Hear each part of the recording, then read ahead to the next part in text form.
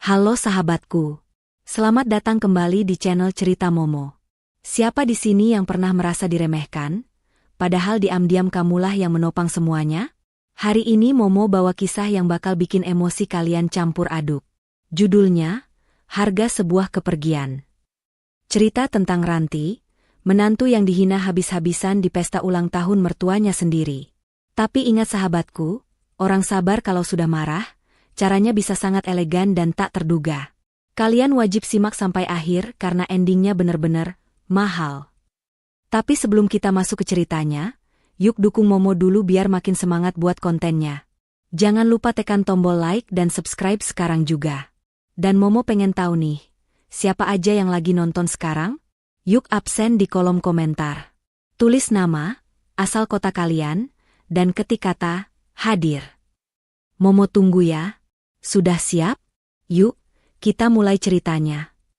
Pagi itu, sinar matahari belum sepenuhnya menembus jendela kaca rumah besar bercat putih gading milik keluarga Bu Umi. Namun, di dapur, kesibukan sudah dimulai sejak pukul 4 subuh. Suara denting spatula beradu dengan wajan, suara air keran yang mengucur, dan aroma bumbu yang ditumis memenuhi ruangan. Bukan asisten rumah tangga yang melakukan semua itu, melainkan Ranti. Wanita muda dengan wajah polos tanpa riasan itu sudah berkeringat, daster batiknya sedikit basah di bagian punggung. Ranti bergerak cekatan, menyiapkan sarapan spesial, nasi goreng seafood kesukaan ibu mertuanya dan kopi hitam dengan takaran gula khusus untuk suaminya, Rival. Ranti baru saja mematikan kompor ketika suara langkah kaki menuruni tangga terdengar. Itu Bu Umi. Wanita parubaya yang selalu tampil rapi bahkan di pagi hari itu, menatap Ranti dengan pandangan menyelidik. Tidak ada senyum, tidak ada sapaan hangat. "Heh, Ranti, kamu itu masak atau mau bikin orang mati kelaparan sih? Lama banget," tegur Bu Umi dengan suara cemprengnya yang khas. Dia menarik kursi meja makan dengan kasar lalu duduk sambil mengibaskan tangannya, seolah udara di sekitar Ranti berdebu. Ranti menarik napas panjang, berusaha menahan rasa perih di hatinya yang sudah menjadi makanan sehari-hari. "Ini sudah siap, Bu. Ranti tadi harus membersihkan udangnya satu persatu biar bersih. Sesuai permintaan ibu kemarin," jawab Ranti lembut sambil menyajikan piring berisi nasi goreng yang mengepul hangat. Bu Umi mendengus, matanya menatap piring itu dengan sinis sebelum menyendoknya sedikit. "Alasan saja kamu. Dasar lelet. Untung anakku, Rival, itu hatinya selembut malaikat mau memungut kamu jadi istri. Coba kalau enggak, udah jadi gembel kamu di luar sana. Numpang hidup di rumah mertua kok ya kerjanya lambat." Kalimat, numpang hidup, itu bagaikan kaset rusak yang diputar ulang setiap hari selama 3 tahun pernikahan Ranti dan Rival. Bu Umi dan seluruh keluarga besar ini menganggap Ranti hanyalah wanita desa tak berpendidikan yang beruntung dinikahi Rival, seorang staf kantoran di kota. Di mata mereka, Ranti adalah benalu yang hanya bisa menghabiskan beras.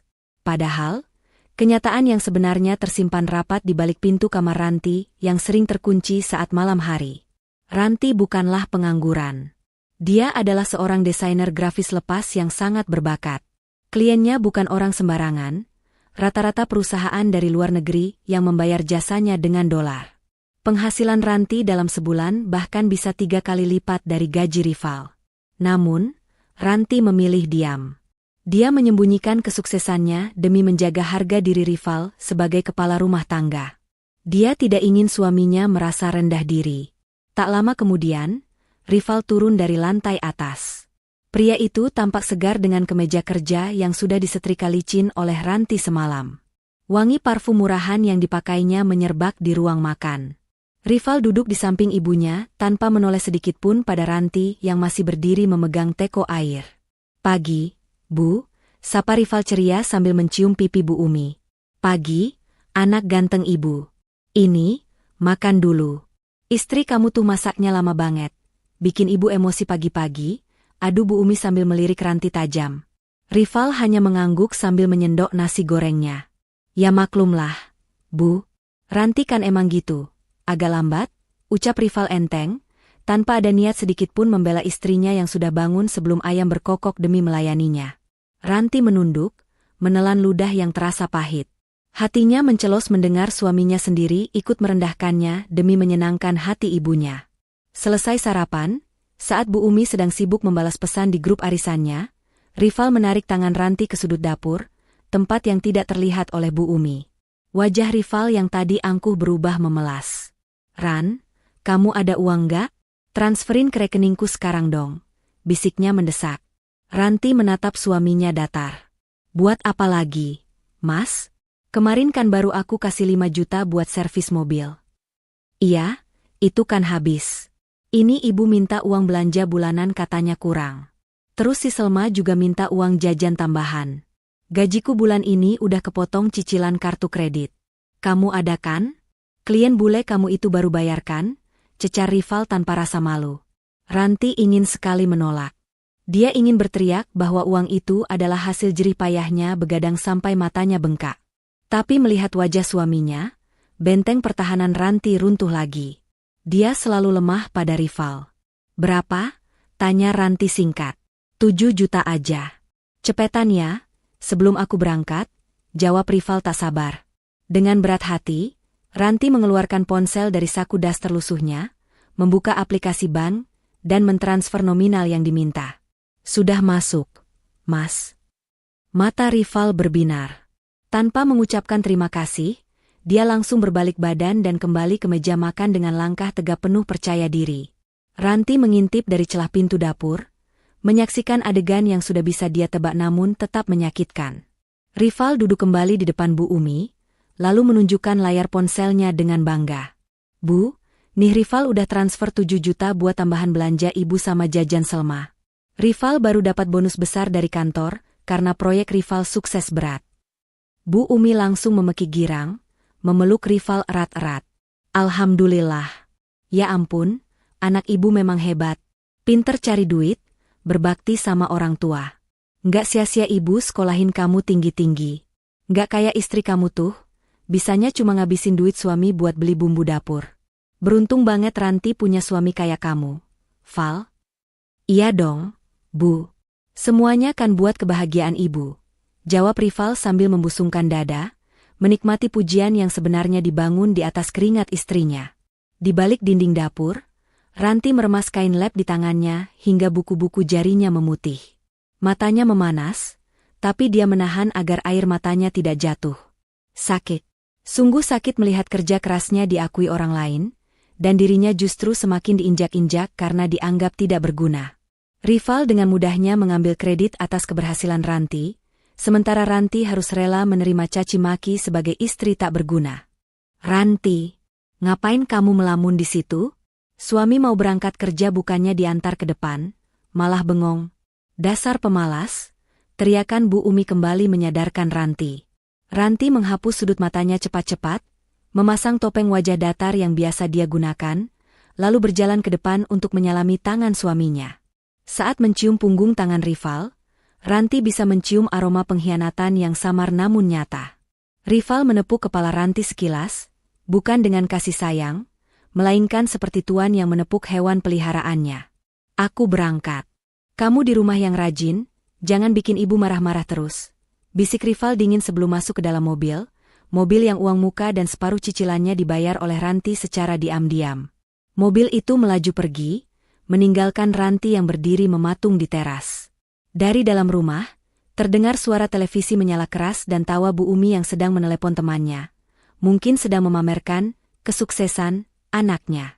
Ranti berbalik masuk, menatap rumah megah yang terasa seperti penjara ini.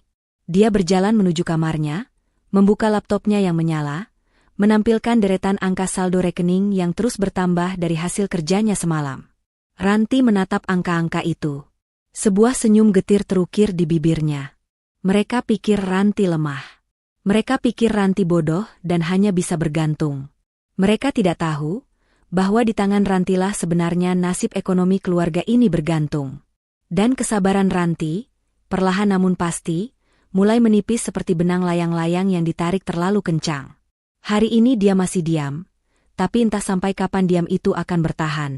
Siang itu matahari bersinar terik, seolah ingin membakar atap rumah-rumah di kompleks elit tersebut.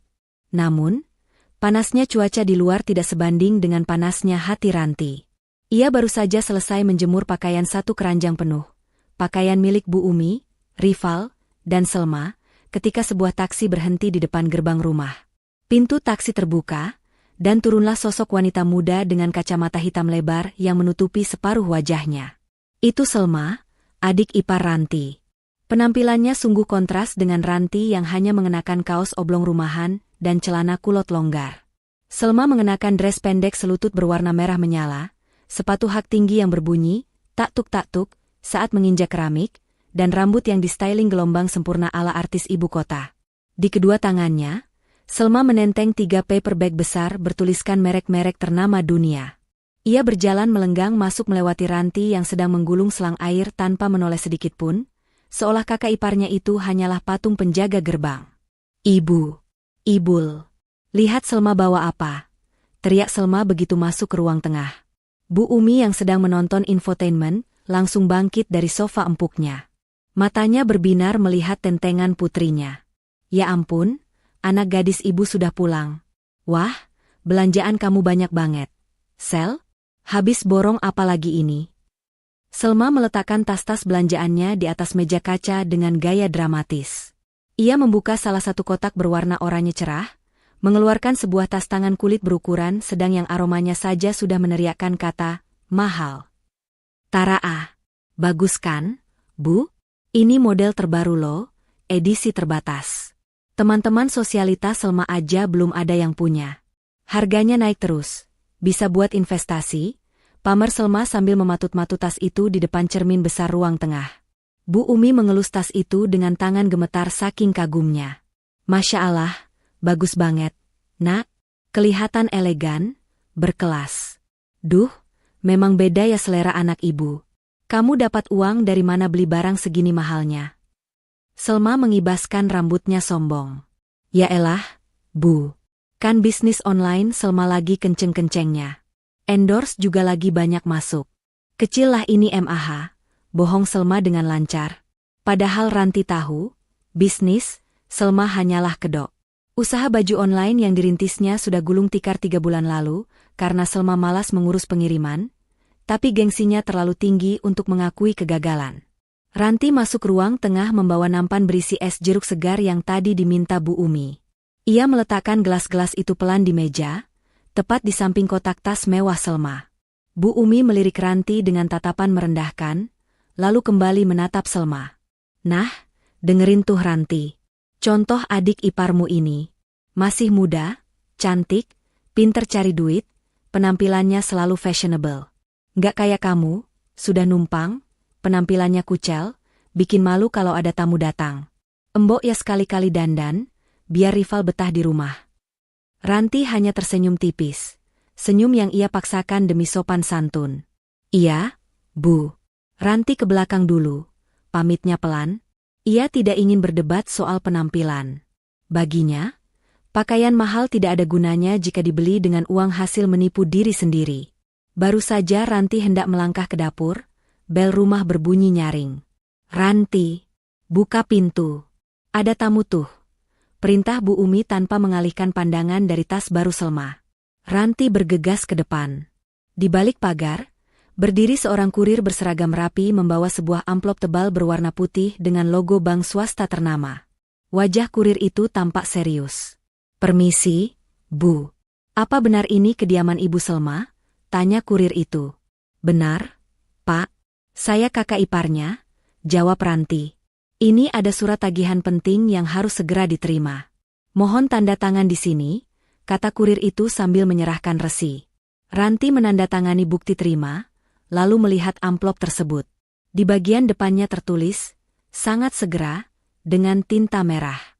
Tanpa sengaja, karena amplop itu sedikit sobek di bagian ujungnya, Ranti bisa melihat kop surat di dalamnya. Itu adalah surat peringatan ketiga alias SP3 tunggakan kartu kredit. Jumlah angka yang tertera di bagian yang terlipat membuat mata Ranti terbelalak. 50 juta rupiah. Ranti menelan ludah. Ia tahu persis Selma tidak punya penghasilan tetap. Bagaimana mungkin gadis itu berani berutang sebanyak ini? Dan yang lebih parah, Ranti melihat alamat penagihan yang tertera di situ bukan hanya alamat rumah ini, tapi juga mencantumkan nomor ponsel Ranti sebagai kontak darurat tanpa sepengetahuannya. Dengan jantung berdebar, Ranti membawa surat itu masuk. Ia menemukan Selma dan Bu Umi masih asyik mencoba kacamata baru. "Sel, ini ada surat buat kamu," kata Ranti sambil mengulurkan amplop itu.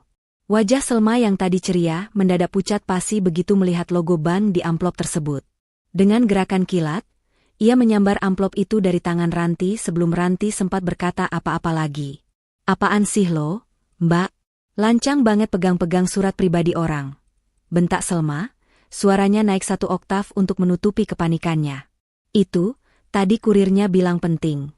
Sel. Surat peringatan dari bank." Ranti mencoba menjelaskan dengan suara rendah agar Bu Umi tidak curiga, niatnya baik ingin mengingatkan. Namun, Selma justru memotong pembicaraan dengan panik. "Sok tahu lo, ini tuh surat penawaran kenaikan limit. Orang kaya MAH biasa ditawarin beginian sama bank. Lo mana ngerti, kartu kredit aja nggak punya."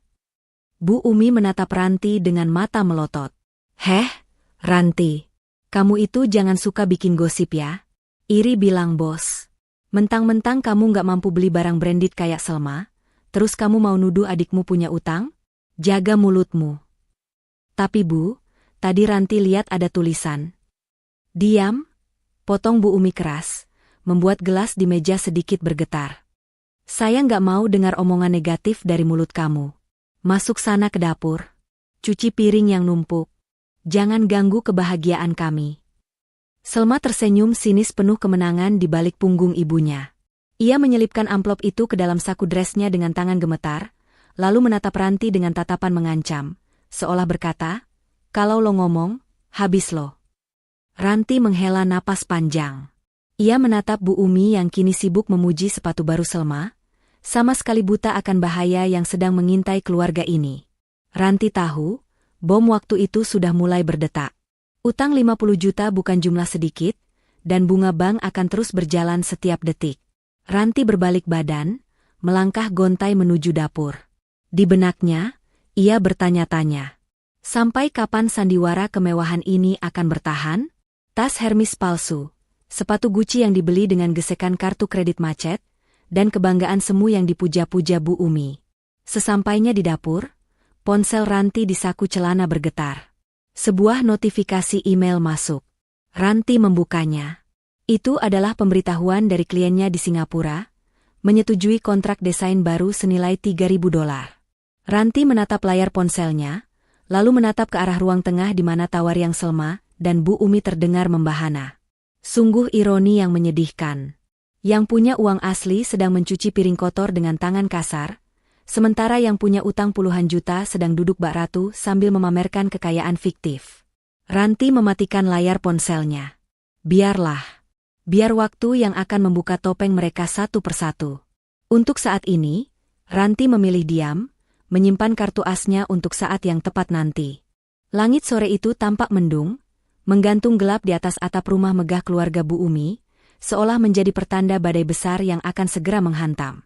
Di ruang tengah, suasana yang biasanya riuh dengan suara televisi atau tawa manja Selma, kini berubah menjadi ketegangan yang mencekam. Semuanya bermula dari kedatangan 2 orang pria berseragam safari rapi dengan wajah kaku sekitar 15 menit yang lalu. Mereka bukan tamu biasa, dan mereka tidak datang untuk bersilaturahmi. Mereka membawa map merah dengan logo sebuah bank ternama, menyerahkannya langsung ke tangan rival yang kebetulan sedang libur kerja dan bersantai di teras. Sekarang, 2 pria itu sudah pergi, meninggalkan bom waktu yang baru saja meledak di tengah keluarga itu. Bu Umi duduk di sofa kulit favoritnya dengan napas memburu. Tangannya gemetar hebat memegang selembar kertas kop surat resmi yang baru saja dibacanya. Wajahnya yang biasanya dipoles bedak tebal kini pucat pasi, seputih kapas. Matanya menatap nanar ke arah rival yang duduk menunduk di sofa seberang, meremas-remas tangannya sendiri dengan gelisah. "Jelaskan sama ibu, Val." Suara Bu Umi terdengar parau, seakan tertahan di tenggorokan. "Apa maksud surat ini? Kenapa? Kenapa bank bilang rumah ini akan disita dalam waktu 14 hari kalau utang tidak dilunasi? Utang apa? Siapa yang berani menggadaikan sertifikat rumah peninggalan almarhum bapak?" Hening. Hanya suara detak jam dinding yang terdengar menyiksa. Rival tidak menjawab. Keringat dingin sebesar biji jagung mulai bercucuran di pelipisnya. "Jawab ibu, Rival, bentak Bu Umi histeris, melemparkan map merah itu tepat ke wajah anaknya. Kertas-kertas berhamburan ke lantai. Rival tersentak kaget. Dengan suara mencicit, ia akhirnya membuka mulut. Itu. Rival yang gadai, Bu. Setahun yang lalu. Apa? Bu Umi menjerit, tangannya memegang dada, seolah jantungnya baru saja berhenti berdetak. Selma yang baru keluar dari kamar karena mendengar keributan, langsung terdiam di ambang pintu, matanya melotot tak percaya. Rival terpaksa, Bu. Rival mulai membela diri dengan nada panik, matanya liar mencari alasan. Waktu itu Rival mau buka bisnis startup sama teman. Prospeknya bagus banget, Bu. Rival pikir dalam 6 bulan bisa balik modal 2 kali lipat. Jadi Rival diam-diam ambil sertifikat di brankas ibu buat modal. Rival mau kasih kejutan buat ibu kalau sukses nanti. Terus, mana hasilnya? Mana kejutannya? Cecar Bu Umi dengan mata berkaca-kaca menahan amarah. Rival menelan ludah. Bisnisnya bangkrut, Bu. Teman Rival kabur bawa sisa uangnya. Rival sudah coba tutup lubang gali lubang pakai pinjaman online, tapi bunganya makin numpuk. Rival nggak sanggup bayar cicilan ke bank lagi sejak 3 bulan lalu. Dunia seakan runtuh bagi Bu Umi. Rumah ini adalah lambang kehormatannya. Satu-satunya bukti bahwa dia adalah janda terpandang di lingkungan sosialitanya. Jika rumah ini disita, di mana dia akan menaruh mukanya? Tiba-tiba, tatapan berapi-api Bu Umi beralih. Bukan lagi kepada Rival yang jelas-jelas bersalah, melainkan kepada sosok wanita yang sedari tadi berdiri diam di sudut ruangan sambil memegang sapu. Ranti. Bu Umi bangkit berdiri, telunjuknya mengarah lurus ke wajah Ranti. Ini pasti gara-gara kamu, teriak Bu Umi, melampiaskan seluruh frustrasinya pada sasaran yang paling mudah. Ranti terkejut. Saya? Bu? Kenapa jadi saya? Jangan pura-pura bodoh kamu. Bu Umi melangkah maju, mendorong bahu Ranti dengan kasar hingga menantunya itu terhuyung ke belakang. Istri macam apa kamu? Hah? Suami punya masalah sebesar ini kamu nggak tahu? Kamu ngapain aja di rumah? Cuma makan tidur doang? Saya benar-benar tidak tahu kalau Mas Rival menggadaikan rumah, Bu. Mas Rival tidak pernah bicara soal bisnis itu sama saya. Jawab Ranti tenang, meski hatinya bergemuruh sakit. Alah, bohong. Sela Selma yang kini ikut memanaskan suasana. Gadis itu berjalan mendekat, melipat tangan di dada dengan angkuh. Mbak Ranti pasti tahu kan? Atau jangan-jangan, Mbak Ranti yang hasut Mas Rival buat bisnis aneh-aneh supaya bisa nikmatin uangnya juga? Ngaku aja deh. Astagfirullah, Sel, Mas Rival. Ranti menatap suaminya, berharap laki-laki itu akan membuka mulut dan membela kebenaran. Berharap Rival punya sedikit saja nyali untuk mengatakan bahwa Ranti tidak terlibat sama sekali. Namun, harapan itu sia-sia. Rival mengangkat wajahnya sedikit, menatap ibunya dengan wajah memelas yang dibuat-buat. Iya, Bu. Sebenarnya Rival tertekan. Ranti sering ngeluh uang belanja kurang. Dia minta ini itu. Makanya Rival nekat bisnis biar bisa penuhin mau dia. Rival malu kalau nggak bisa nyenengin istri. Hati Ranti mencelos. Rasanya seperti ada belati tak kasat mata yang menancap tepat di jantungnya. Ia menatap suaminya tak percaya. Bagaimana bisa? Bagaimana bisa Rival memutarbalikkan fakta sekeji itu? Padahal selama ini Ranti yang menutupi kekurangan uang belanja dengan uang pribadinya. Ranti yang tidak pernah menuntut apa-apa. Plah, sebuah tamparan keras mendarat di pipi kiri Ranti. Panas dan perih. Bu Umi menatapnya dengan napas tersengal penuh kebencian. Dasar wanita pembawa sial, maki Bu Umi. Sejak kamu masuk rumah ini, rezeki anakku jadi seret. Anakku yang dulu penurut, pintar, sekarang jadi hancur gara-gara tuntutan kamu yang gak tahu diri. Kamu lihat sekarang, rumah saya mau disita. Mau tinggal di mana saya nanti? Di kolong jembatan? Ranti memegang pipinya yang memerah. Air mata yang ia tahan sekuat tenaga, akhirnya menetes satu persatu. Bukan karena sakit fisik, tapi karena sakitnya pengkhianatan. Ia melihat Rival yang kini memalingkan wajah, tidak berani menatap mata istrinya sendiri. Pengecut. Benar-benar pengecut. Mas Rival, kamu tega fitnah aku demi nyelamatin diri kamu sendiri? Lirih Ranti, suaranya bergetar. Diam kamu, bentak Bu Umi lagi. Mulai sekarang, saya ambil alih keuangan Rival. Dan kamu, Ranti, kalau sampai rumah ini benar-benar disita, kamu orang pertama yang akan saya usir dari sini. Jangan harap kamu bisa hidup tenang sebelum masalah ini beres. Bu Umi kembali menjatuhkan dirinya ke sofa, menangis meraung-raung meratapi nasib sertifikat rumahnya. Selma sibuk memijat punggung ibunya sambil terus melirik sinis ke arah Ranti. Sementara Rival, laki-laki yang seharusnya menjadi pelindung, masih duduk diam membeku, membiarkan istrinya menjadi tameng atas kebodohannya sendiri. Ranti mundur perlahan. Ia tidak membela diri lagi. Percuma. Di rumah ini, kebenaran tidak memiliki tempat jika itu keluar dari mulutnya. Ia berbalik dan berjalan cepat menuju kamarnya, menutup pintu rapat-rapat, lalu menguncinya. Di dalam kamar yang sunyi, Ranti bersandar di balik pintu, tubuhnya melorot hingga duduk di lantai. Ia memeluk lututnya sendiri. Tangisnya pecah tanpa suara. Ia ingat betul bagaimana dulu almarhum bapak mertuanya berpesan, jaga rumah ini ya, Ranti. Ini hasil keringat bapak puluhan tahun.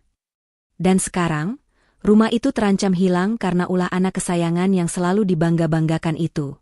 Ranti mengangkat wajahnya, menatap cermin rias di sudut kamar. Ia melihat pantulan wanita yang pipinya merah bekas tamparan. Namun, di balik mata sembab itu, ada nyala api yang mulai membara. Rasa hormat dan sabar yang selama ini ia pupuk mati-matian, hari ini retak sudah. Ranti bangkit berdiri, menghapus air matanya dengan kasar. Ia berjalan menuju lemari, mengambil dompetnya, dan mengeluarkan sebuah kartu nama yang diberikan oleh pengacara keluarganya dulu, orang kepercayaan almarhum orang tuanya yang mengurus warisan Ranti. Kalian pikir aku hanya diam? Gumam Ranti pelan, suaranya terdengar dingin dan tajam. Baik. Kalau kalian mau bermain api dengan menyalahkanku, akan kutunjukkan siapa yang sebenarnya memegang kendali atas api itu. Hari itu, di tengah ancaman penyitaan dan fitnah yang keji, Ranti membuat keputusan besar. Dia tidak akan menyelamatkan Rival dengan cara biasa. Dia akan membiarkan mereka merasakan ketakutan sampai ke tulang sumsum, sebelum dia mengambil langkah terakhirnya. Sebuah langkah yang akan mengubah nasib mereka semua selamanya. Pagi itu, suasana di ruang makan terasa jauh lebih mencekam daripada rumah hantu. Surat peringatan penyitaan dari bank dengan stempel merah menyala masih tergeletak angkuh di atas meja bufet, seolah menjadi bom waktu yang siap meledak dalam hitungan hari. Wajah Rival tampak kusut, matanya cekung dengan lingkaran hitam yang menebal, tanda bahwa tidurnya tidak nyenyak memikirkan utang miliaran rupiah yang menjerat lehernya. Di sudut lain, Selma sibuk dengan ponselnya, telinganya disumbat earphone, mungkin cara dia lari dari kenyataan pahit yang sedang mengepung keluarganya. Namun, yang paling aneh adalah sikap Bu Umi. Seharusnya, sebagai orang yang paling histeris kemarin, dia kini murung atau panik. Tapi tidak. Wanita parubaya itu justru duduk tegak di kursi utamanya dengan wajah cerah, mengenakan daster sutra terbaiknya, dan di tangannya tergenggam sebuah brosur mengkilap berwarna emas. Dengar semuanya. Suara Bu Umi memecah keheningan denting sendok. Nadanya penuh semangat yang terdengar tidak wajar di situasi genting ini. Minggu depan tanggal 20, itu hari ulang tahun ibu yang ke-60. Ini momen emas. Ibu sudah putuskan, kita akan adakan pesta perayaan besar di ballroom Hotel Permata. Hening. Ranti yang sedang menuangkan air putih nyaris menumpahkan isi tekonya. Dia mengangkat wajah, menatap ibu mertuanya dengan pandangan tak percaya. Rival tersedak roti yang sedang dikunyahnya, batuk-batuk keras hingga wajahnya merah. Bahkan Selma pun melepas satu sisi earphone-nya, menatap ibunya bingung. Bu. Rival berkata dengan suara serak, ragu-ragu untuk mematahkan kebahagiaan ibunya tapi logika memaksanya bicara. Ibu sadarkan situasi kita? Kita lagi di ujung tanduk, Bu. Rumah ini bakal disita 10 hari lagi kalau kita nggak bayar tunggakan ke bank. Uang dari mana buat bikin pesta di hotel? Bu Umi membanting brosur itu ke meja makan dengan kasar. Senyum di wajahnya lenyap seketika, digantikan oleh tatapan garang yang siap melahap siapa saja. Justru itu, Rival, kamu pikir ibu nggak stres? Ibu butuh hiburan? Lagi pula, Pikir pakai otak kamu. Apa kata teman-teman arisan ibu? Apa kata Bu Wali Kota kalau tahun ini ibu nggak bikin pesta? Mereka pasti curiga keluarga kita bangkrut. Image keluarga kita harus dijaga. Kalau mereka tahu kita susah, habislah kehormatan ibu. Tapi biayanya, Bu, sewa gedung, catering, dekorasi, gaun itu butuh puluhan juta. Minimal 50 juta tunai. Cicit rival, nyalinya menciut di hadapan amarah ibunya. Ya kamu cari dong, bentak Bu Umi, matanya melotot. Kamu kan laki-laki, kepala keluarga. Masa nyenengin orang tua setahun sekali aja nggak becus? Atau? Bu Umi menoleh tajam, tatapannya menusuk tepat ke arah Ranti yang dia mematung. Minta istrimu itu. Katanya dia pintar atur duit? Pasti dia punya simpanan dari sisa uang belanja yang selama ini ibu kasih berlebih. Dia kan pelit, pasti banyak yang ditimbun. Ranti meletakkan gelasnya perlahan. Dia sudah menduga arah pembicaraan gila ini. Dia menarik napas panjang, berusaha mengumpulkan sisa-sisa kesabaran yang kian menipis. Maaf, Bu, suara Ranti terdengar tenang namun tegas, kontras dengan nada tinggi Bu Umi.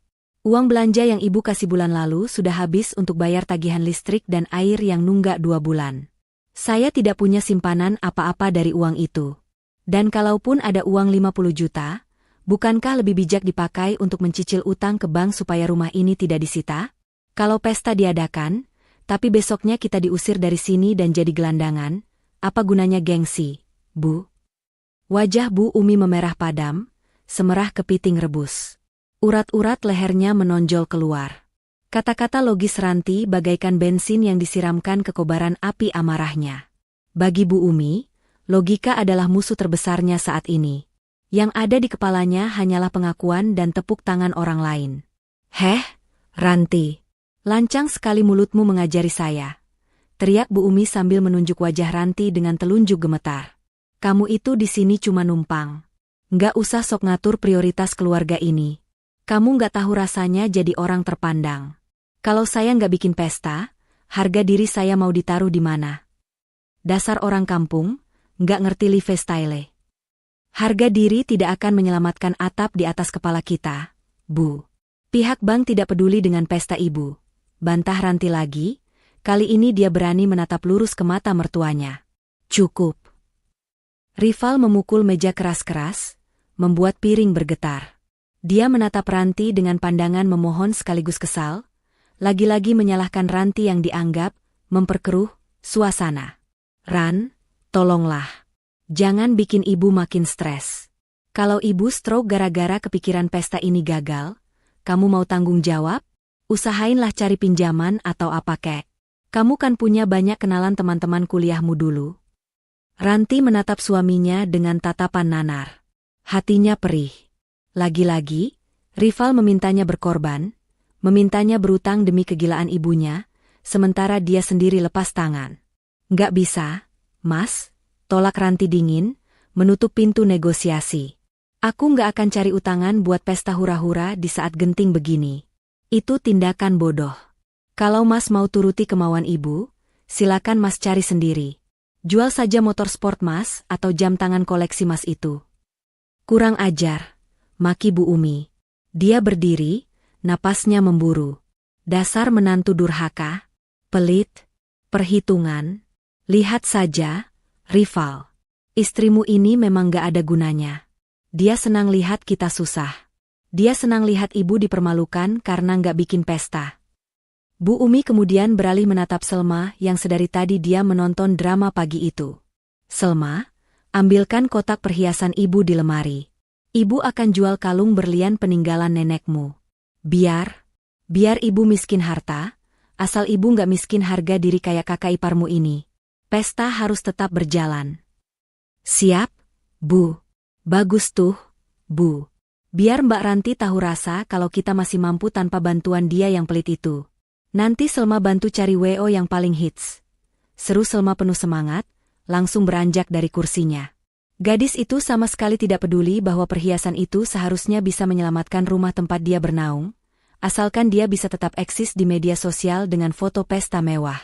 Rival hanya memijat pelipisnya, kepalanya tertunduk dalam. Dia tidak berani melarang ibunya menjual aset terakhir, dan dia terlalu pengecut untuk membela logika istrinya. Dia membiarkan kegilaan itu terjadi. Ranti bangkit dari kursi. Hatinya sudah membeku. Dia melihat kehancuran di depan matanya, sebuah keluarga yang menari riang di bibir jurang, hanya demi sebuah topeng kemewahan. Tidak ada gunanya berdebat dengan orang yang sedang mabuk gengsi. Silakan kalau itu keputusan ibu, ucap Ranti datar, suaranya terdengar seperti vonis hakim. Tapi ingat kata-kata saya, Bu. Jangan salahkan siapa-siapa kalau nanti penyesalan datang di waktu yang salah. Saya permisi. Ranti berbalik dan melangkah meninggalkan ruang makan dengan punggung tegak. Di belakangnya, dia mendengar Bu Umi dan Selma mulai sibuk berdiskusi dengan nada tinggi tentang tema warna gaun dan menu catering, seolah ancaman penyitaan rumah hanyalah angin lalu. Sesampainya di kamar, Ranti menutup pintu pelan. Dia mengambil ponselnya, membuka kalender digital. Dia menandai tanggal pesta ulang tahun Bu Umi, tanggal 20. Minggu depan, gumam Ranti pelan, matanya menyeratkan tekad yang menakutkan. Baiklah, Bu. Ibu menginginkan panggung untuk bersinar. Kan? Ranti akan pastikan ibu mendapatkan panggung yang paling tidak terlupakan seumur hidup ibu. Panggung di mana semua kebenaran akan terungkap. Ranti tidak akan mencegah pesta itu lagi. Justru, dia akan membiarkannya terjadi. Pesta itu akan menjadi latar sempurna untuk babak akhir sandiwara ini. Dia mulai menyusun kepingan rencana dalam benaknya. Sementara di luar kamar, suara tawa Bu Umi terdengar lagi. Menertawakan kemiskinan Ranti, tanpa sadar bahwa dialah yang sebenarnya paling miskin di rumah itu. Miskin harta, dan lebih parah lagi, miskin akal sehat. 3 hari berlalu sejak keputusan gila Bu Umi untuk tetap mengadakan pesta. Rumah besar itu kini dipenuhi tumpukan kotak sepatu, gaun-gaun yang baru diantar dari butik langganan, yang entah dibayar menggunakan uang hasil jual perhiasan yang mana lagi, dan katalog dekorasi yang berserakan di ruang tengah. Aroma kegembiraan semu menguar di udara, menutupi bau busuk kebangkrutan yang sebenarnya sedang menggerogoti fondasi keluarga ini. Ranti berjalan pelan dari dapur membawa nampan berisi teh hangat dan camilan sore. Langkahnya terhenti di dekat pintu ruang keluarga yang sedikit terbuka. Terdengar suara tawa Bu Umi dan Rival dari dalam. Tumben sekali Rival ada di rumah jam segini, pikir Ranti. Biasanya suaminya itu akan pulang larut malam dengan alasan lembur, padahal Ranti tahu dia hanya nongkrong di kafe untuk menghindari suasana rumah yang panas. Ranti berniat mengetuk pintu, namun kalimat yang keluar dari mulut Bu Umi berikutnya membuat tangannya membeku di udara. Ah, lega rasanya, Val. Tante Linda bilang dekorasinya bakal mewah banget. Ibu yakin, setelah pesta ini, nama keluarga kita bakal makin naik. Semua orang bakal tahu kalau kita masih kaya, masih berkelas. Nggak ada yang bakal curiga soal surat bank itu. Iya, Bu. Semoga aja lancar, sahut Rival. Suaranya terdengar santai, seolah beban utang miliaran itu sudah lenyap. Nah, ngomong-ngomong soal masa depan. Nada suara Bu Umi berubah serius, sedikit merendah seolah sedang membicarakan rahasia negara. Ibu mau bicara serius sama kamu soal istrimu itu. Si Ranti. Jantung Ranti berdegup kencang. Dia merapatkan tubuhnya ke dinding, menahan napas. Kenapa sama Ranti, Bu? Tanya Rival. Kamu nggak capek apa, Val, punya istri kayak dia? Bu Umi mendengus jijik. Udah miskin, kaku, nggak bisa dandan, diajak ngomong soal gaya hidup juga nggak nyambung. Lihat tuh kemarin, berani-beraninya dia nasihati ibu soal uang. Lancang banget. Ibu curiga dia itu sebenarnya pembawa sial di rumah ini. Sejak dia masuk, aura rumah ini jadi suram. Ranti menggigit bibir bawahnya, menahan perih. Dia menunggu Rival membela dirinya. Dia menunggu suaminya berkata bahwa Ranti adalah istri yang setia, yang mengurus rumah, yang menyiapkan segalanya. Namun, hening sejenak. Lalu terdengar helaan napas Rival. Jujur sih, Bu, Rival juga sebenarnya udah lama bosan, ucap Rival enteng. Dunia Ranti seakan berhenti berputar. Nampan di tangannya bergetar hebat. Tuh kan, Ibu udah duga, seru Bu Umi bersemangat. Terus kenapa kamu pertahanin dia? Ya gimana ya, Bu? Di satu sisi, dia kan rajin. Lumayan buat urus rumah, nyuci, masak. Jadi kita nggak perlu bayar pembantu. Rival juga belum ada calon lain yang pas. Jawab Rival tanpa rasa bersalah sedikit pun. Dia membicarakan istrinya sendiri, seolah sedang membahas barang elektronik bekas yang masih bisa dipakai. Dengar ibu, Val, suara Bu Umi terdengar mendesak. Nanti, begitu masalah rumah ini beres, entah gimana caranya, pokoknya harus beres, dan setelah pesta ibu selesai, ibu mau kamu ceraikan Ranti. Cerai, Bu? Iya. Ceraikan, tegas Bu Umi. Kamu itu ganteng, sarjana, karirmu bagus, menurut hayalan Bu Umi. Kamu pantas dapat istri yang selevel sama kita. Cari anak teman ibu, atau wanita karir yang kaya, yang bisa bantu angkat derajat keluarga kita. Jangan sama Ranti yang bisanya cuma jadi beban dan bikin malu kalau diajak kondangan. Ranti memejamkan matanya rapat-rapat. Air mata panas meleleh membasahi pipinya tanpa bisa dibendung. Hatinya hancur berkeping-keping. Bukan karena hinaan Bu Umi, dia sudah kebal dengan itu, tapi karena jawaban Rival berikutnya. Iya juga sih, Bu, kata Rival sambil tertawa kecil. Sebenarnya Rival juga malu kalau bawa Ranti ke acara kantor. Teman-teman Rival istrinya glowing semua, wangi, modis. Sementara Ranti, ya gitu deh. Kadang Rival harus bohong bilang dia lagi sakit biar nggak usah ikut. Nah, makanya. Pokoknya habis pesta ini, kamu urus surat cerainya. Kita buang sial jauh-jauh. Biar dia balik ke kampungnya jadi gembel di sana. Pungkas Bu Umi penuh kemenangan. Siap, Bu. Nanti Rival pikirin caranya biar dia nggak minta gono gini. Jawab Rival patuh. Cukup. Ranti tidak sanggup mendengar lagi. Kakinya lemas, tapi dia memaksakan diri untuk tidak ambruk. Dengan tangan gemetar, dia membawa kembali nampan itu ke dapur. Dia meletakkannya di meja dengan hati-hati agar tidak menimbulkan suara, lalu dia berpegangan pada pinggiran wastafel, menatap pantulan wajahnya di jendela kaca. Di sana, dia melihat wanita yang selama 3 tahun ini mengabdi sepenuh hati. Wanita yang rela menyembunyikan kesuksesannya demi ego suami. Wanita yang diam-diam membayar cicilan mobil, listrik, dan segala kebutuhan suami yang tidak mampu itu. Dan inilah balasannya? Dibuang seperti sampah setelah habis manisnya? Dianggap pembantu gratisan? Ranti menghapus air matanya kasar. Rasa sedih yang tadi meluap kini perlahan berubah menjadi sesuatu yang dingin dan keras. Rasa cintanya pada Rival, sisa-sisa hormatnya pada keluarga ini, detik itu juga hangus terbakar menjadi abu. Kalian mau membuangku? Bisik Ranti pada kesunyian dapur. Suaranya tidak lagi bergetar. Matanya yang tadi sendu kini menatap tajam, nyalang penuh tekad. Baik. Kalau itu mau kalian. Tapi kalian lupa satu hal. Kalian tidak bisa membuang orang yang memegang nyawa kalian. Ranti merogoh saku dasternya, mengambil ponsel. Dia membuka aplikasi chat dan mengirim pesan pada Dina, sahabat sekaligus pengacaranya. Din, siapkan berkasnya. Aku setuju dengan rencana B. Kita ambil alih semuanya tepat di hari haji. Ranti menarik napas panjang, lalu menghembuskannya perlahan. Dia membasuh wajahnya dengan air keran, memasang kembali topeng wajah datarnya yang sempurna.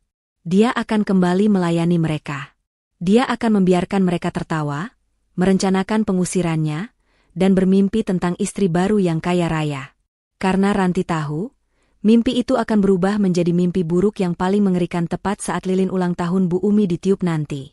Pengkhianatan Rival hari ini adalah kunci yang Ranti butuhkan untuk menutup pintu hatinya selamanya.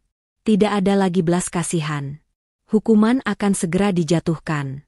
Pagi itu, Ranti bangun dengan perasaan yang anehnya sangat ringan. Tidak ada lagi beban di dada, tidak ada lagi rasa sesak yang biasanya menghimpit setiap kali ia membuka mata di rumah megah namun dingin ini. Sejak mendengar percakapan suami dan mertuanya kemarin sore, sesuatu dalam diri Ranti telah mati, namun di saat yang sama, sesuatu yang lain justru bangkit. Sebuah tekad baja. Ranti menjalani rutinitas paginya seperti biasa. Menyiapkan sarapan, menyapu halaman, dan menyeduh kopi. Bedanya, kali ini tidak ada lagi upaya untuk mencari topik pembicaraan atau sekadar meminta perhatian. Wajahnya tenang, datar, namun sorot matanya tajam dan fokus. Saat menyajikan kopi di hadapan rival, suaminya itu menatap Ranti dengan kening berkerut. "Kamu kenapa? Kok diam saja dari tadi? Masih ngambek soal uang belanja?" sindir rival tanpa menatap wajah istrinya. Ranti menggeleng pelan, tersenyum tipis, sebuah senyum yang tidak mencapai matanya. "Tidak, Mas. Aku sudah sadar diri kok. Mas benar, aku harusnya lebih tahu posisi." Rival dan Bu Umi saling berpandangan, lalu tersenyum puas. "Nah, gitu dong," seru Bu Umi sambil mengunyah roti selainya. "Itu baru menantu yang tahu diri. Sadar kalau numpang itu ya harus nurut, jangan banyak protes. Bagus kalau otakmu sudah lurus lagi." "Iya, Bu," jawab Ranti singkat. "Bu, Mas, hari ini Ranti izin keluar sebentar ya. Mau ketemu teman lama, ada titipan barang dari kampung." Biasanya, Bu Umi akan melarang atau memberondong dengan curiga. Tapi karena moodnya sedang bagus memikirkan pesta, dia hanya mengibaskan tangan. "Pergi sana. Sekalian gak usah masak makan siang, nanti kita mau food testing catering hotel. Jangan pulang malam-malam, awas kalau rumah kotor." "Terima kasih, Bu." Ranti bergegas kembali ke kamar, mengganti daster lusuhnya dengan kemeja putih sederhana dan celana bahan hitam. Dia meraih tas tangannya yang sudah berisi dokumen-dokumen penting, lalu memesan ojek online. Tujuan pertamanya bukan pasar, melainkan sebuah kafe eksklusif di pusat kota. Di sana, Dina sudah menunggu. Sahabat Ranti sejak kuliah itu tampak gelisah, mengetuk-ngetukkan jari di meja marmer. Begitu melihat Ranti datang, Dina langsung berdiri. "Ran, akhirnya sampai juga. Sumpah ya, aku baca chat kamu semalam rasanya mau meledak. Mereka benar-benar mau menceraikan kamu habis pesta," cecar Dina dengan suara tertahan namun penuh emosi. Ranti duduk dengan tenang, memesan Earl Grey tea pada pelayan, lalu menatap sahabatnya. "Benar, Din. Mereka sudah merencanakannya dengan matang. Rival ingin cari istri yang lebih berkelas. Dasar laki-laki nggak tahu diuntung. Dan ibunya itu, aduh, rasanya pengen aku jambak," geram Dina. "Terus, rencana kamu gimana? Kamu bilang mau ambil alih." Ranti mengangguk. Dia mengeluarkan sebuah map dari tasnya. "Aku mau kamu urus ini sekarang juga. Kita ke bank." Dina membuka map itu, matanya membelalak membaca rincian yang ditulis Ranti. "Tunggu. Ran, kamu serius? Kamu mau melunasi utang sertifikat rumah itu? 500 juta lebih lo ini. Belum lagi utang kartu kredit si Selma yang kamu tulis di sini, 50 juta? Kamu mau bayarin utang-utang sampah mereka pakai uang tabungan warisan orang tuamu?" "Iya," jawab Ranti mantap. "Kenapa?" Dina hampir berteriak, membuat beberapa pengunjung menoleh. Dia memelankan suaranya. "Ran, mereka jahat sama kamu. Biarin aja rumah itu disita. Biarin mereka jadi gelandangan. Itu karma buat mereka. Kenapa kamu malah nyelamatin mereka?" Ranti menyesap tehnya perlahan, tatapannya menerawang jauh. "Ini bukan soal menyelamatkan mereka, Din. Ini soal almarhum bapak mertua." Ranti teringat wajah teduh ayah rival yang meninggal 2 tahun lalu. Satu-satunya orang di rumah itu yang memanusiakan Ranti, yang membela Ranti saat dimaki Bu Umi, dan yang berpesan sambil menggenggam tangan Ranti di detik-detik terakhirnya. "Ranti, Bapak titip rumah ini ya. Ini hasil keringat darah Bapak. Jangan sampai jatuh ke tangan orang lain." "Aku sudah janji sama Bapak, Din," lanjut Ranti lirih. "Aku tidak bisa membiarkan rumah hasil kerja keras Bapak hilang begitu saja, karena kebodohan anak dan istrinya. Aku akan menebusnya. Tapi..." Mata Ranti berkilat tajam. "Aku menebusnya bukan untuk mereka tinggali dengan tenang." Dina terdiam, mulai memahami arah pikiran sahabatnya. "Maksudmu?" "Aku akan menebus sertifikat itu. Rumah itu akan lunas. Tapi sertifikatnya akan ada di tanganku. Begitu juga bukti pelunasan utang Selma. Itu akan jadi kartu asku," jelas Ranti dingin. "Aku ingin pergi dengan kepala tegak, Din. Aku ingin menampar mereka dengan cara yang paling menyakitkan, dengan kebaikan yang tidak mampu mereka balas seumur hidup.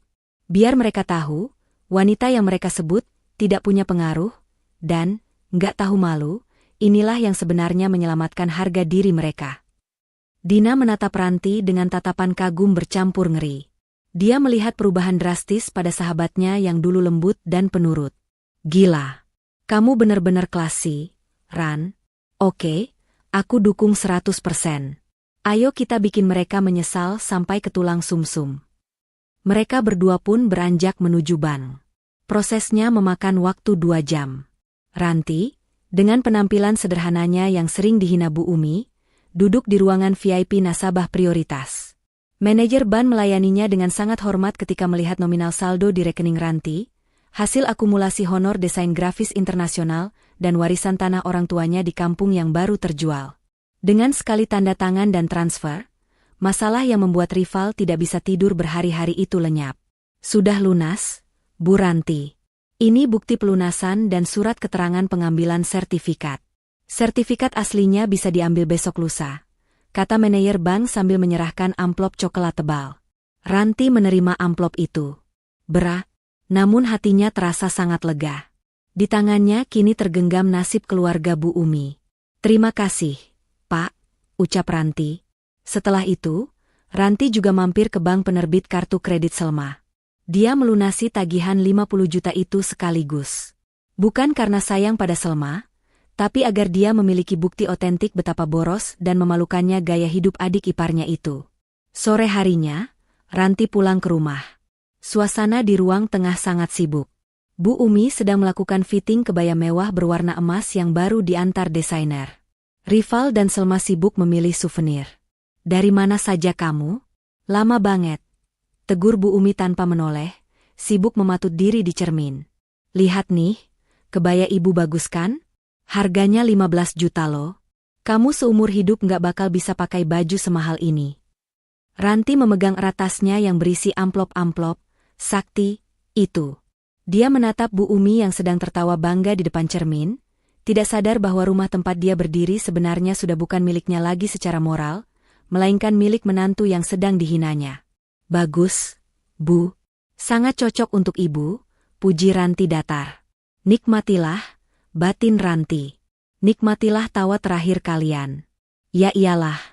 Sudah sana ke belakang, siapin air panas buat mandi ibu. Badan ibu pegal semua nih ngurusin pesta, perintah Bu Umi. Ranti mengangguk patuh. Dia berjalan menuju kamarnya dulu untuk menyembunyikan dokumen-dokumen itu di tempat paling aman, di bawah tumpukan baju-baju lamanya di lemari, tempat yang tidak akan pernah disentuh oleh orang-orang sombong itu. Saat menutup pintu lemari, Ranti melihat kalender. 4 hari lagi. 4 hari lagi menuju pesta ulang tahun itu. 4 hari lagi menuju kebebasannya. Tunggu tanggal mainnya, bisik Ranti pada bayangannya sendiri di cermin. Aku akan pastikan kado dariku adalah kado yang paling tidak bisa kalian lupakan. H2 menjelang pesta. Ruang tamu rumah Bu Umi sudah berubah fungsi menjadi markas besar persiapan. Tumpukan undangan beludru merah marun dengan tulisan emas hot print menggunung di atas meja. Wangi parfum mahal menguar dari kertas-kertas itu, sebuah kemewahan yang dipaksakan di tengah badai ekonomi yang sebenarnya belum berlalu di mata mereka. Mereka pikir mereka hanya menunda kiamat, padahal kiamat itu sudah dibatalkan oleh orang yang mereka anggap tiada. Ranti duduk di lantai karpet, tangannya sibuk menempelkan label nama tamu undangan. Bu Umi dan Selma duduk di sofa, memerintah sambil mengecek daftar tamu di iPad Selma. Bu, Tante Siska istri Pak Camat udah konfirmasi hadir. Terus geng arisan berlian ibu juga full tim datang semua, lapor Selma dengan mata berbinar. Gila sih, ini bakal jadi pesta termewah tahun ini di lingkungan kita. Bu Umi tersenyum lebar, membetulkan letak masker wajahnya. Bagus. Pastikan cateringnya jangan sampai kurang. Ibu nggak mau malu? Oh ya? Rival mana? Suruh dia pastikan band pengiringnya lagu-lagu nostalgia kesukaan ibu. Mas Rival lagi fitting jas di kamar. Bu, jawab Ranti pelan tanpa menghentikan tangannya yang bekerja. Bu Umi melirik Ranti sekilas dengan tatapan meremehkan. Heh, Ranti. Labelin yang rapi.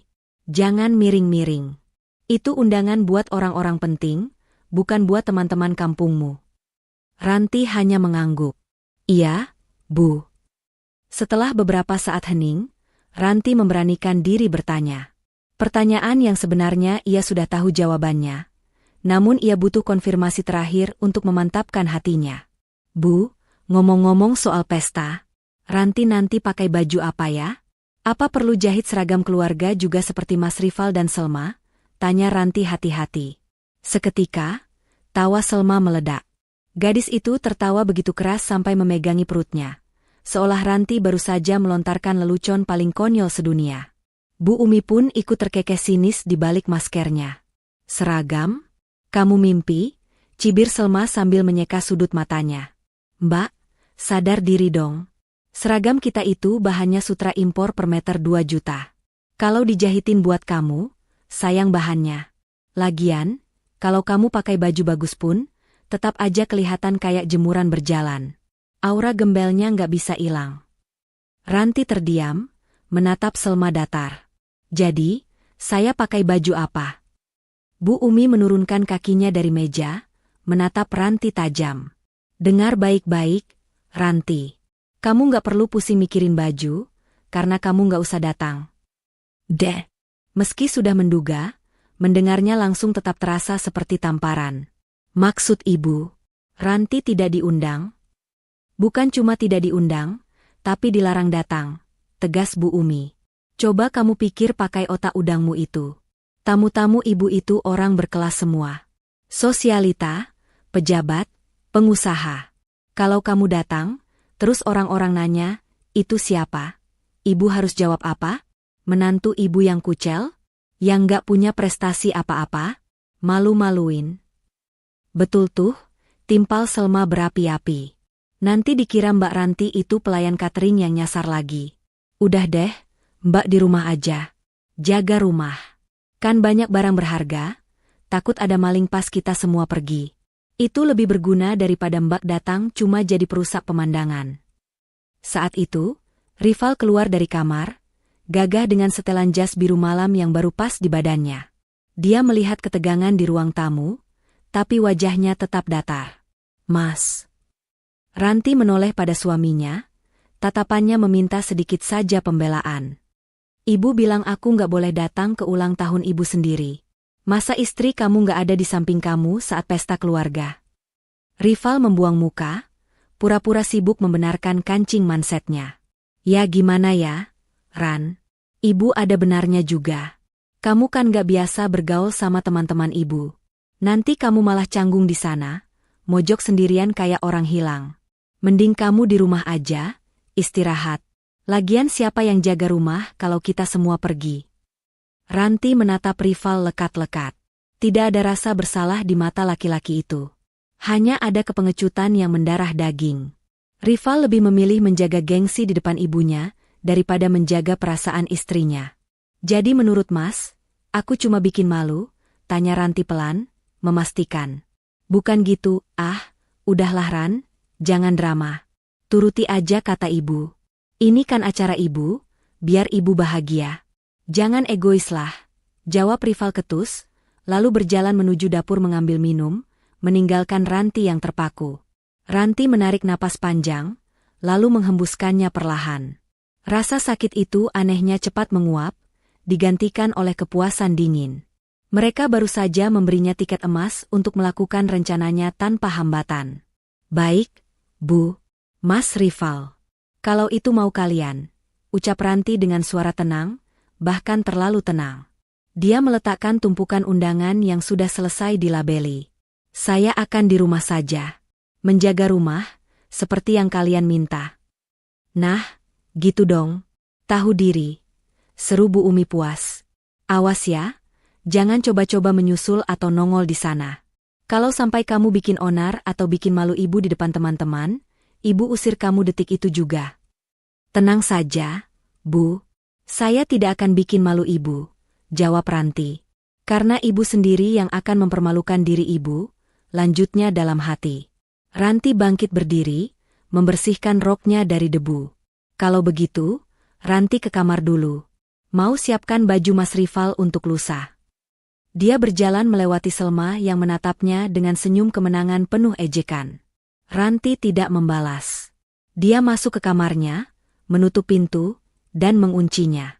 Di dalam kamar yang sunyi, Ranti membuka lemari pakaiannya yang paling dalam. Di bagian paling belakang, terbungkus rapi dalam garmen bag hitam, tergantung sebuah gaun malam yang sangat indah. Gaun berwarna navy blue berbahan satin sutra rancangan desainer ternama, hadiah dari kliennya di Paris tahun lalu yang belum pernah ia pakai. Gaun yang jauh lebih mahal dan berkelas daripada kebaya norak pilihan Bu Umi. Ranti mengelus kain gaun itu perlahan. "Kalian bilang aku tidak diundang?" gumam Ranti sambil menatap pantulan dirinya di cermin, matanya berkilat tajam. "Salah. Tamu tak diundang adalah tamu yang paling berbahaya. Kalian menyuruhku menjaga rumah?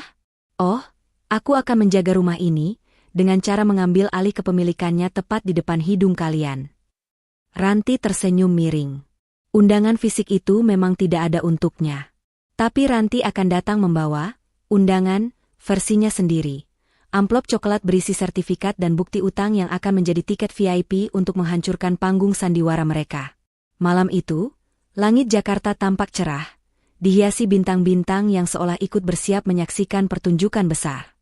Di kediaman Bu Umi, kesibukan mencapai puncaknya.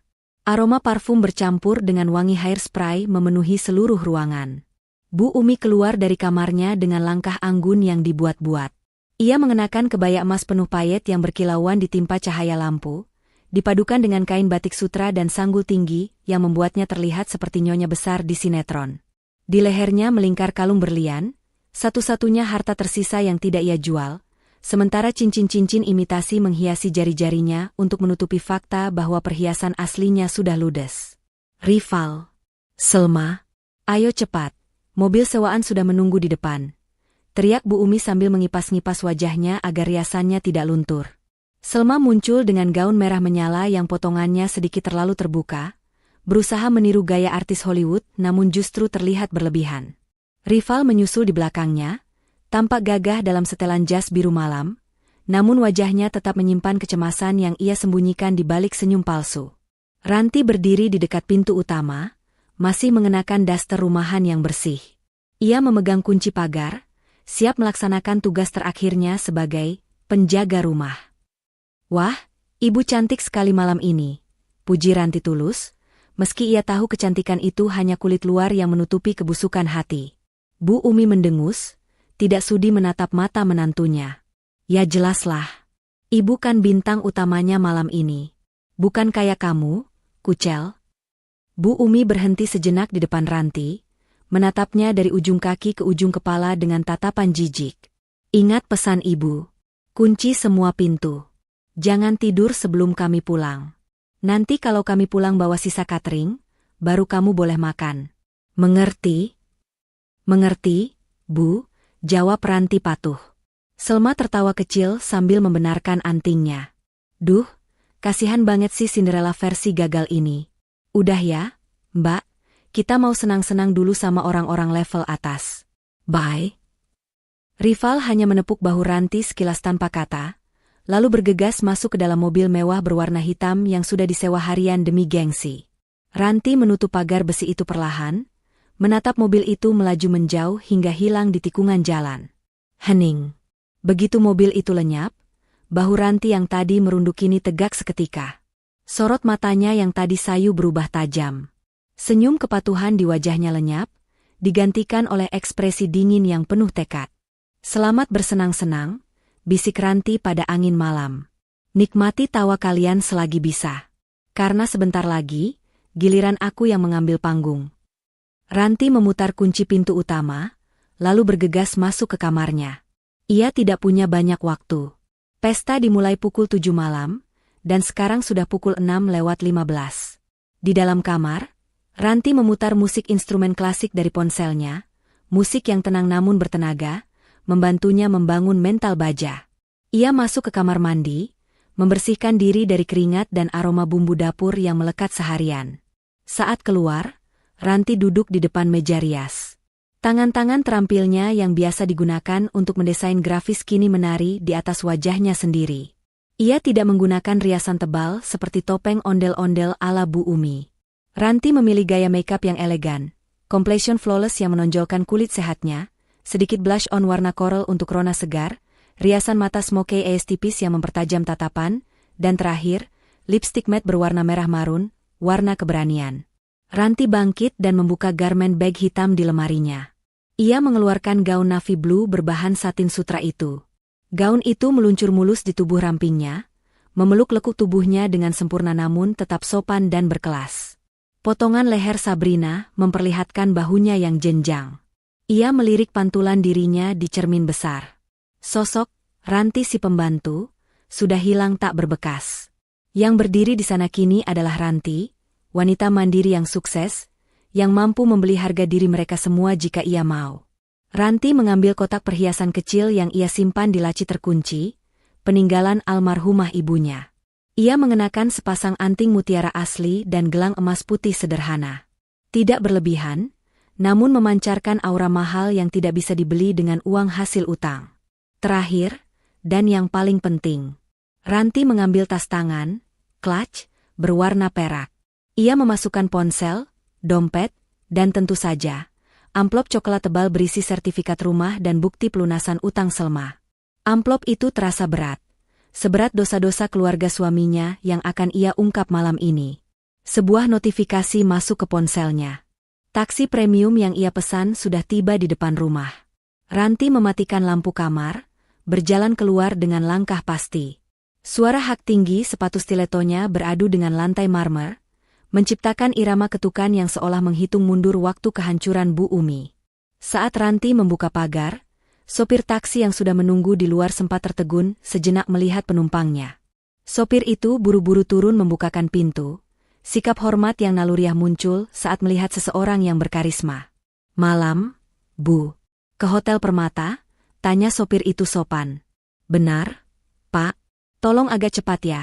Saya ada urusan penting yang harus diselesaikan di sana," jawab Ranti tenang sambil masuk ke dalam mobil yang wangi dan sejuk. Di sepanjang perjalanan, Ranti menatap lampu-lampu kota Jakarta yang berkelebatan di balik jendela. Tidak ada rasa gugup. Hatinya beku. Ia teringat kembali 3 tahun pernikahannya. Teringat saat ia sakit namun tetap disuruh mencuci baju. Teringat saat rival berselingkuh hati namun ia maafkan. Teringat saat Bu Umi meludahi masakannya karena kurang asin. Semua memori itu ia kumpulkan menjadi bahan bakar. Malam ini bukan tentang balas dendam yang meledak-ledak. Malam ini adalah tentang pengajaran. Pelajaran bahwa diamnya seseorang bukan berarti kalah. Mobil memasuki pelataran lobi Hotel Permata yang megah. Lampu-lampu sorot menyinari pintu masuk. Ranti membayar taksi dan memberikan tip yang besar.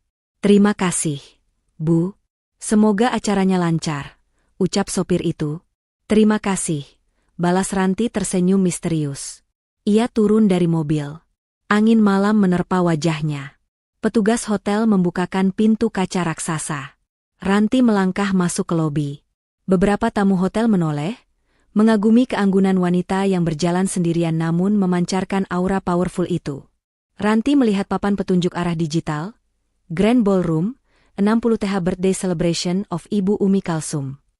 Ranti menarik napas dalam-dalam, menegakkan punggungnya, dan melangkah menuju ballroom. Di dalam sana, sebuah sandiwara sedang berlangsung. Dan Ranti datang untuk menurunkan tirainya. Secara paksa. Suasana di dalam Grand Ballroom Hotel Permata begitu gemerlap. Lampu kristal raksasa menggantung di langit-langit, memantulkan cahaya keemasan ke seluruh penjuru ruangan. Meja-meja bundar tertata rapi dengan taplak sutra putih, dipenuhi hidangan mewah yang menggugah selera.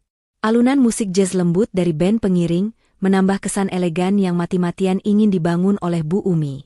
Di tengah ruangan, Bu Umi berdiri bak ratu lebah. Ia tertawa renyah, menyalami satu persatu tamu VIP, istri Pak Camat, ketua arisan berlian, dan beberapa pengusaha lokal yang ia kenal. "Terima kasih sudah datang, Jeng." "Ah, biasa saja kok pestanya, cuma syukuran kecil-kecilan," ucap Bu Umi merendah untuk meninggi, sambil memamerkan gelang emas di pergelangan tangannya. Selma tidak kalah sibuk. Ia berkeliling membawa gelas mocktail, sibuk membuat konten Instagram story dengan teman-teman sosialitanya. "Hai guys, lihat nih pesta momi aku, pecah banget kan?" serunya ke arah kamera ponsel, berusaha menutupi fakta bahwa gaun merahnya sebenarnya sedikit kesempitan di bagian pinggang. Sementara itu, rival berdiri di dekat meja prasmanan, berbincang canggung dengan beberapa kolega kerjanya. Matanya gelisah, sesekali melirik jam tangan. Ia merasa seperti penipu yang mengenakan topeng mahal. Bayangan surat penyitaan bank sesekali melintas di benaknya, namun segera ia tepis dengan tegukan sirup manis. Tepat pukul 8 malam, acara puncak dimulai. MC kondang yang disewa mahal memanggil perhatian hadirin. Hadirin sekalian, mari kita sambut bintang malam ini, Ibu Umi Kalsum yang ke-60 tahun. Tepuk tangan membahana. Bu Umi melambaikan tangan, berjalan menuju panggung kecil di depan. Wajahnya berseri-seri, mabuk oleh pujian dan sorotan lampu. Ia merasa menang. Ia merasa dunia ada di genggamannya. Namun, di tengah riuh tepuk tangan itu, tiba-tiba pintu utama ballroom yang berat dan tinggi terbuka perlahan. Biasanya, kedatangan satu orang tamu yang terlambat tidak akan menarik perhatian. Namun, sosok yang melangkah masuk kali ini memancarkan aura yang berbeda. Seorang wanita dengan gaun navy blue satin yang memeluk tubuhnya dengan elegan melangkah masuk. Cahaya lampu sorot seolah otomatis berpaling padanya. Riasan wajahnya yang flawless dan tatapan matanya yang tajam namun tenang, membuat siapapun yang melihatnya tertegun. Ia berjalan dengan dagu terangkat, langkahnya pasti dan berirama, seolah ia adalah pemilik tempat itu. Hening mulai merambat dari meja-meja belakang. Bisik-bisik mulai terdengar. Itu siapa? Cantik sekali. Model dari mana? Apa tamu spesial Bu Umi?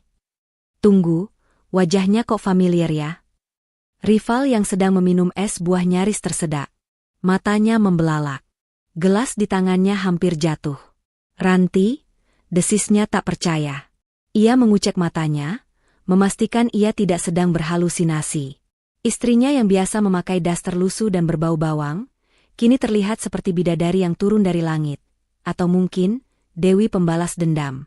Di atas panggung, senyum Bu Umi membeku. Matanya menyipit, menatap sosok yang mencuri perhatian semua orang darinya. Darah di tubuhnya mendidih seketika begitu ia mengenali siapa wanita itu. Itu Ranti. Menantu yang sudah ia larang keras untuk datang. Menantu yang ia suruh menjaga rumah seperti anjing penjaga. Berani-beraninya dia muncul di sini dengan penampilan seperti itu, menyaingi kemewahan Bu Umi. Selma yang berdiri di samping panggung langsung berlari kecil membisiki ibunya. Bu, itu si Ranti. Kok dia nekat banget sih datang? Pakai baju sewa dari mana dia? Usir Bu, bikin malu. Amarah Bu Umi meledak. Akal sehatnya hilang ditelan gengsi. Tanpa mempedulikan etika, ia merampas mikrofon dari tangan MC. Suara feedback melengking sebentar, membuat semua tamu menutup telinga. Musik berhenti mendadak. Seluruh mata kini tertuju ke panggung, lalu beralih ke Ranti yang berdiri tenang di tengah ruangan, menjadi pusat badai. Tunggu sebentar. Suara Bu Umi menggelegar lewat pengeras suara, bergetar menahan emosi.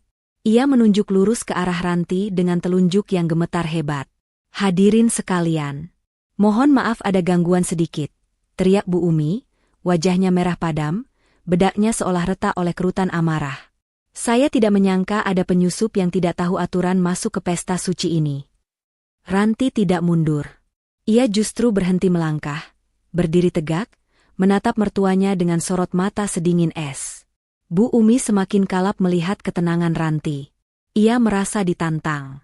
Perkenalkan, teriak Bu Umi lantang, memastikan setiap sudut ruangan mendengarnya. Ini adalah wanita yang gak tahu malu. Tak diundang tapi datang ke sini. Dia ini menantu saya yang hanya numpang hidup. Hadirmu tak ada pengaruhnya di sini. Pulang kamu. Kalimat itu menggema, memantul di dinding-dinding mewah ballroom. Para tamu ternganga. Suasana yang tadinya hangat berubah menjadi canggung dan mencekam. Beberapa orang mulai berbisik sinis sambil menatap Ranti, ada yang kasihan, ada pula yang mencibir karena termakan hasutan Bu Umi. Rival, yang merasa wajahnya ditampar ribuan kali oleh rasa malu, bergegas lari menghampiri Ranti. Ia mencengkeram lengan istrinya dengan kasar. Kamu ngapain sih, Ran? Desis rival panik, keringat dingin bercucuran. Kamu gila ya?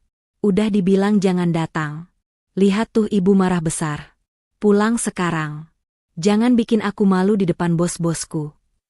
Rival mencoba menyeret Ranti keluar, tapi tubuh Ranti bergeming sekuat karang. Ranti menepis tangan rival dengan gerakan hentakan yang anggun namun bertenaga, membuat cengkeraman suaminya terlepas. "Jangan sentuh aku," ucap Ranti pelan, namun nadanya begitu menusuk hingga rival refleks mundur selangkah. Ranti merapikan letak selendang di bahunya, lalu kembali menatap Bu Umi di atas panggung. Tidak ada air mata. Tidak ada histeria. Ranti justru tersenyum tipis. Sebuah senyum misterius yang membuat bulu kuduk Selma meremang. "Ibu benar," gumam Ranti pelan, namun langkah kakinya mulai bergerak maju. Bukan menuju pintu keluar, melainkan menuju panggung.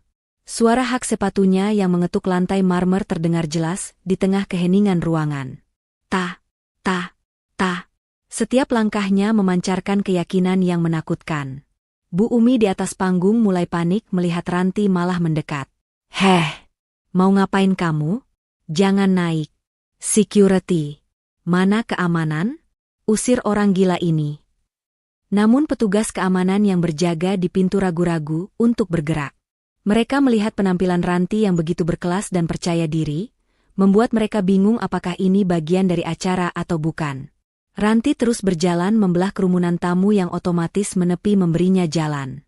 Ia seperti ratu yang sedang berjalan menuju singgasananya. Di tangan kanannya, ia menggenggam erat sebuah clutch perak.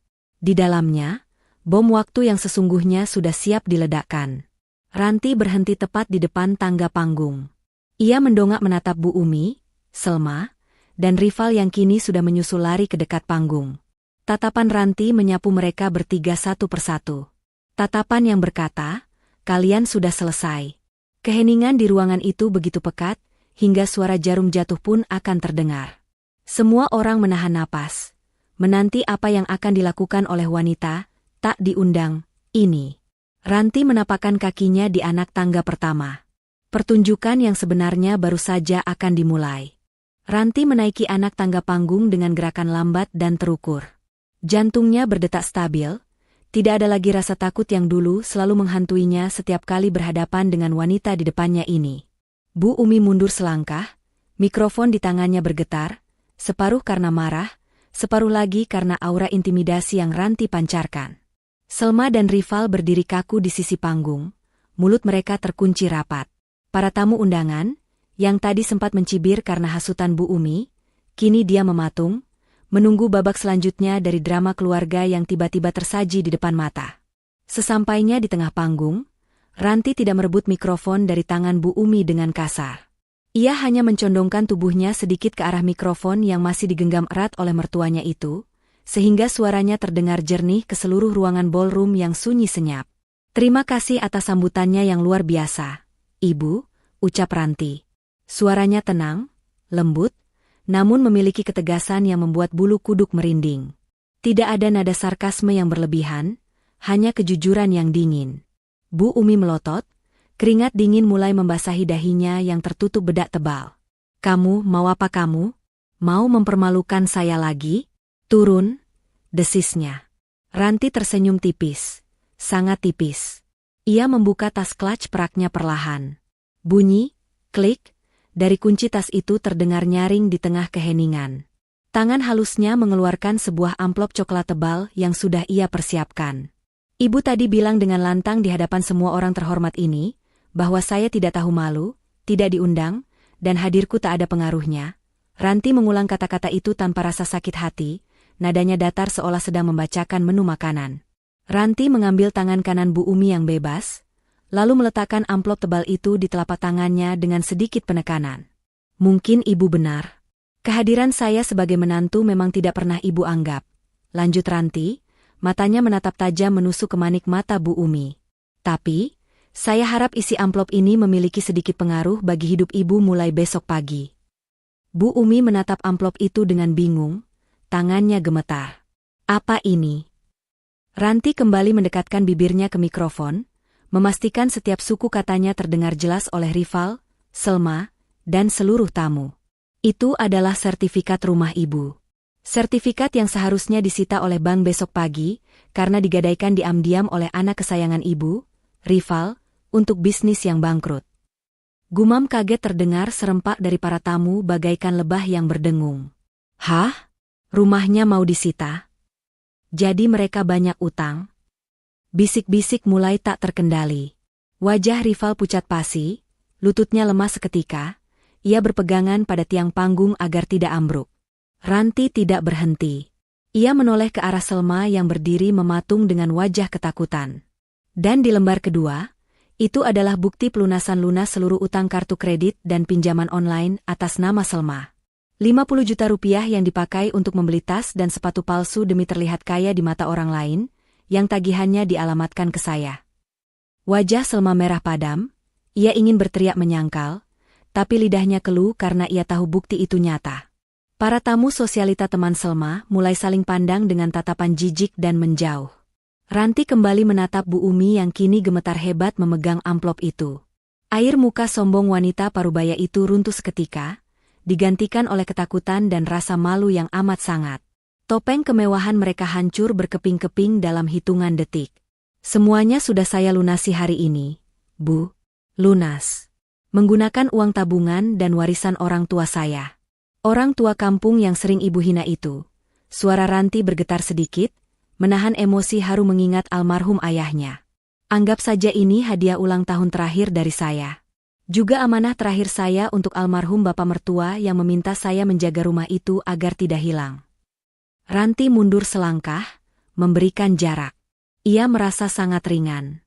Beban caci maki yang ia pikul sendirian selama 3 tahun akhirnya terlepas. Tugas saya sudah selesai, Bu, ucap Ranti tegas, matanya menyapu rival yang menunduk dalam.